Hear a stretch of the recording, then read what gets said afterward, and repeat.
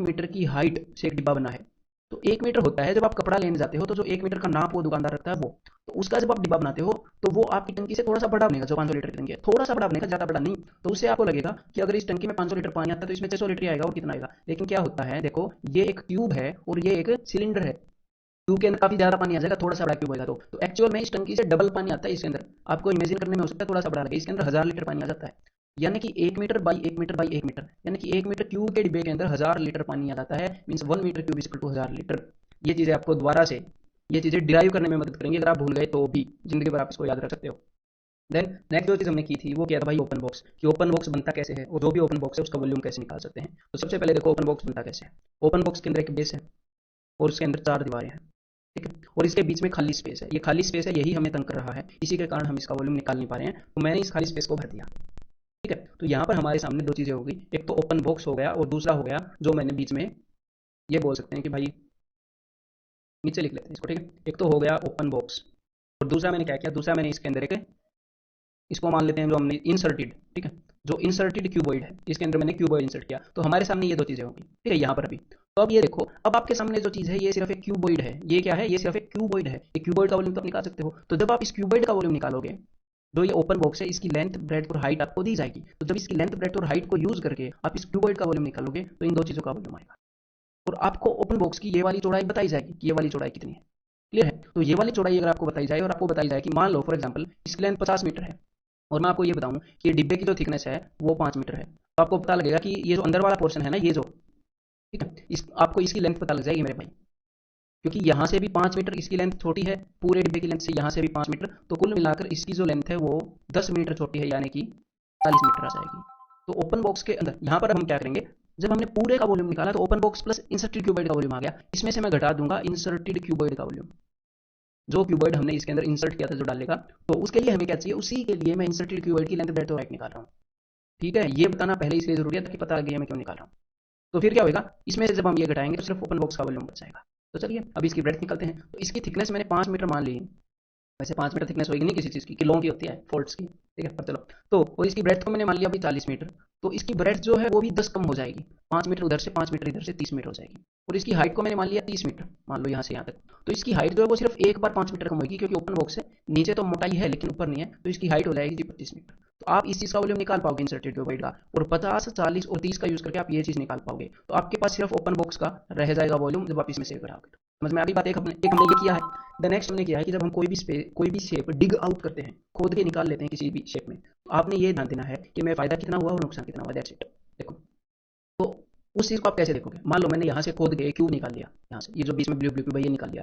तो ये क्यूब निकालने के बाद यहाँ पर क्या होगा, यहाँ पर एक गड्ढा हो जाएगा, क्यूब निकल कर चला जाएगा, और मैं आपसे पूछूं कि अभी शेप का टोटल सरफेस एरिया कितना है, तो आपने क्या करना है, देखो उस क्यूब को मैंने वापस डाल दिया, तो हमने निकालना है कि पहले टोटल सरफेस एरिया कितना था वो, ठीक है, वो निकाल लिया। तो पहले जो टोटल सरफेस एरिया होगा वो सारा हमने निकाल लिया, ठीक है भाई। अब हमने देखना है कि ये जो चेंज हुआ इसके कारण हमें फायदा कितना हुआ और नुकसान कितना हुआ। देखो, जब मैंने ये डिब्बा यहाँ से निकाला, यहाँ पर तो मैंने इस डिब्बे को हाफ में ही छोड़ रखा है, लेकिन मैं इसको निकाल कर फेंकूंगा, एक्चुअल में एग्जामिनर इसको निकाल के फेंकेगा।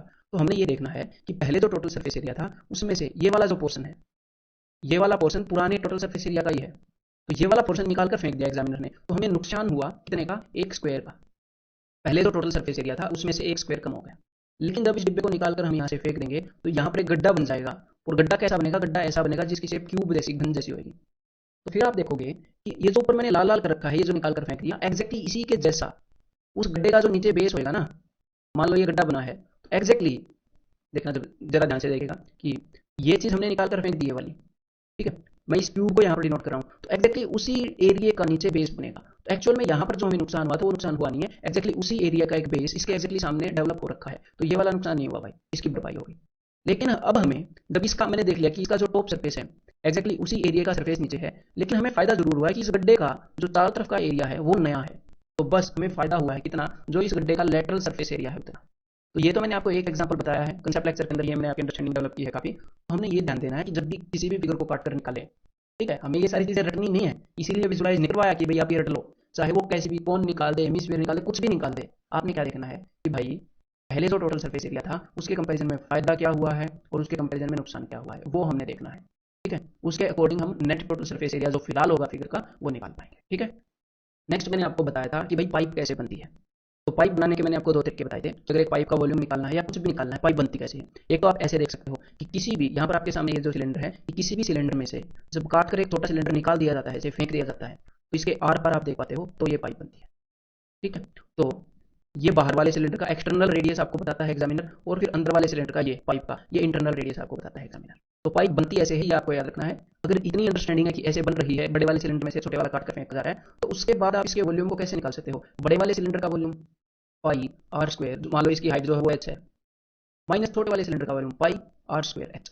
मैं ये आपको फॉर्मूला बताने के लिए इस पॉइंट को यहाँ पर रिपीट नहीं किया, जस्ट इस अंडरस्टैंडिंग के लिए रिपीट किया है। अदरवाइज ये फॉर्मूला रटना नहीं है, आपने याद रखना है कि ये बनती कैसे, इस अंडरस्टैंडिंग को। और दूसरा हम कैसे देख सकते हैं कि ये कैसे बनती है। दूसरा हम देख सकते हैं, क्योंकि कोई भी प्रिज्म, पाइप भी एक प्रिज्म है, इसका बेस जैसा है वैसा ही इसका टॉप होता है। तो कोई भी प्रिज्म कैसे बनता है, उसके बेस जैसी फिगर को रिपीट करके। ठीक है, तो यहाँ पर मैंने क्या मान लिया, इसका बेस मैंने मान लिया कि एक बड़े सर्कल में से एक छोटा सर्कल जब काट दिया जाए, तो ये जो पोर्शन बच जाता है, इसका बेस वैसा है।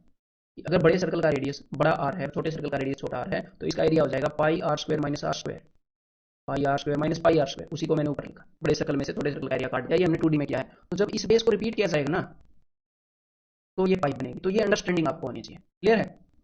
तो नेक्स्ट जो हमने किया है वो है भाई कटिंग ऑफ पिरामिड। ये सिर्फ कटिंग ऑफ कोन नहीं है, ये कटिंग ऑफ पिरामिड है। ठीक है, तो जब भी किसी भी पिरामिड को काटते हैं, एक कट के कारण दो हिस्से बनते हैं उस पिरामिड के। ये पहला हिस्सा है, दूसरा हिस्सा। एक कट दो हिस्सों में उसको काटता है, तो हमने इन दोनों हिस्सों को कंपेयर नहीं करना होता, हमने कंपेयर करना होता है छोटे कोन और बड़े कोन को। छोटे कोन और बड़े कोन को क्यों कंपेयर करना होता है, देखो यहाँ पर एक तो छोटी ट्रायंगल बनती है, एक बड़ी ट्रायंगल बनती है। यहाँ पर दो ट्रायंगल्स बनती हैं जो सिमिलर होती हैं, क्लियर है। तो वो सिमिलरिटी वाले कंसेप्ट को यहाँ पर हम यूज कर रहे होते हैं। ये जो लाइन है, ये है छोटे वाले कोन का रेडियस, ये है बड़े वाले कोन का रेडियस। ये जो लाइन है, ये है छोटे वाले कोन की हाइट, ये है बड़े वाले कोन की हाइट। ये जो लाइन है, ये है छोटे वाले कोन की स्लांट हाइट, ये है बड़े वाले कोन की स्लांट हाइट। तो बिकॉज ये सिमिलर ट्रायंगल्स हैं, तो साइड्स का जो रेशियो है वो बराबर होगा। तो यहाँ पर एक बात तो आपको ये पता चल गई कि रेडियस, हाइट और स्लांट हाइट तीनों का रेशियो बराबर होता है। एक और बात मैं यहाँ पर बताना चाहूंगा कि रेडियस, हाइट, स्लांट हाइट, ये जो भी चीजें हैं, मान लो दो कोन है, ये छोटे वाला कोन और ये बड़े वाला कोन। हम हमेशा दो कोन्स को कंपेयर करते हैं, जैसे सिमिलरिटी के अंदर छोटी ट्रायंगल और बड़ी ट्रायंगल को कंपेयर करते हैं, यहाँ पर दो कोन्स को कंपेयर करते हैं। तो ये जो दो कोन्स हैं, एक तो स्मॉल पोर्शन कोन का और एक बिगर कोन जो बड़ा कोन था, जो रेडियस, हाइट और लेंथ का जो भी रेशियो है, जो भी इनके कर्ड सरफेस एरिया का रेशियो होगा, वो उसका स्क्वायर होगा। इन तीनों का रेशियो बराबर होता है। और जो भी इनके वॉल्यूम का रेशियो होगा, छोटा कौन और बड़ा कौन, वो इनके रेशियो का क्यूब होगा। ये अंडरस्टैंडिंग आपको होनी चाहिए। इसके बेस पर हम बिना डायग्राम बनाए इक्वेशन सो कर सकते हैं, जैसे हमने किया। ठीक है, और ये जो सोच है, ये हर एक पिरामिड के अंदर लागू होगी, चाहे उसका बेस कैसा भी हो। ठीक है, बाकी उस पिरामिड के अकॉर्डिंग सोच के आप, बाकी जो पिरामिड के फॉर्मूले है उसके अकॉर्डिंग हम उसका आंसर बताएंगे। बस ये ट्रायंगल्स हर एक पिरामिड में बनती हैं, और ये हमें कंसेप्ट एक्शन में किए भी है।